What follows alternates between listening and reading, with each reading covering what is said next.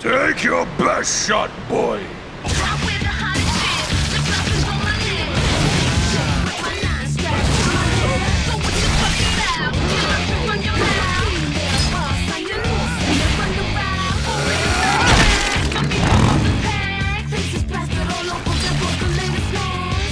Who among us can honestly say they haven't wanted to impale a guy on a rusty spike, ass first, or lop off some heads, some arms, and torsos with a chainsaw?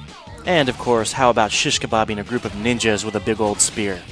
Now though, you can finally live out those disturbed fantasies because Sega and Platinum Games have released Madworld for Wii. This is a one-of-a-kind, ridiculously violent, very funny, and stunning beat-em-up made specifically for Nintendo's console.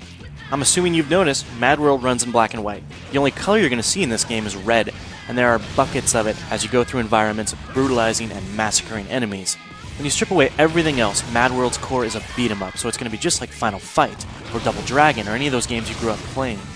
And beautiful presentation or not, if you just went around punching and kicking everybody over and over again, well, obviously it would get pretty old pretty fast. Thankfully, a number of factors come together to prevent that from happening in Madworld.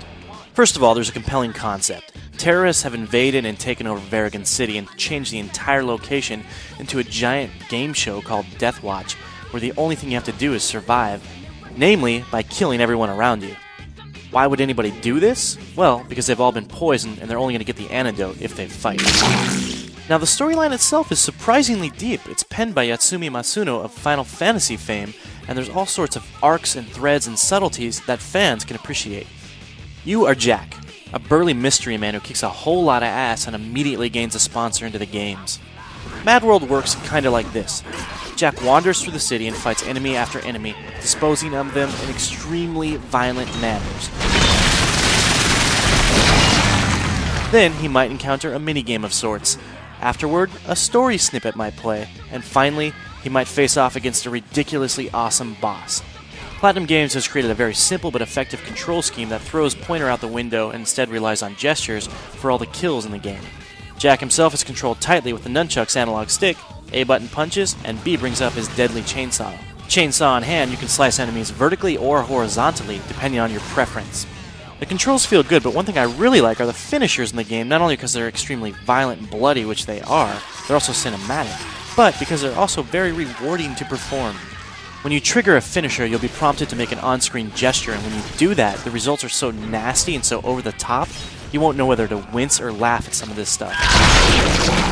All these great stylized visuals are complemented by an equally stylized soundtrack. The game's backed by 20 awesome hip-hop artists, and I wasn't sure it was going to work in the end, but it totally does. It's actually quite brilliant, and it really fits the mood of the game. Meanwhile, celebrity voice actors Greg Proops and John DiMaggio play the commentators in the game, who are lewd, crude, and funny. Oh, that's too bad. What, you're rooting against Jack now? No, it's too bad that when I let that ninja borrow my bike, I didn't know he was gonna trash it. The only problem is that sometimes all this stuff bleeds over each other, so you've got commentary, you've got rap with vocals and sound effects all going at once.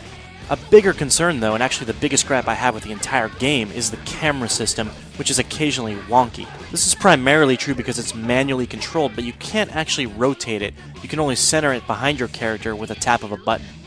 Thankfully, there is a lock-on system, however, that lock-on system is not perfect. You actually have to hold the button for a second to get a character lock, as opposed to just tapping it, which would have been quicker. The configuration is not perfect, but you will learn to forgive it, especially as you encounter new minigames and fun, epic boss fights. Both of which, I might add, really mix up the gameplay formula. On normal mode, Madworld's going to take most gamers about 5 to 6 hours to complete, but you do unlock weapons like this double chainsaw after you complete the game. And let it be known, there is a big difference between playing Madworld on normal and difficult modes. In the latter, you've only got one life to spare, enemy AI is much improved, these guys will actually dodge you, and not only that, each hit's going to take you down considerably. You can hit a few times and you're dead. Extending replay value just a little bit farther is a 2-player mode where you can compete with a friend in various mini-games from the main mode. I wish instead there was a cooperative online mode, or in fact any online functionality including leaderboards, but this is still a welcomed addition that fans might just like. All things considered, Madworld is one of the most stylish, gory, and funny games I've played, and one of the great beat-em-ups of our time. For our full written review, check out IGN.com.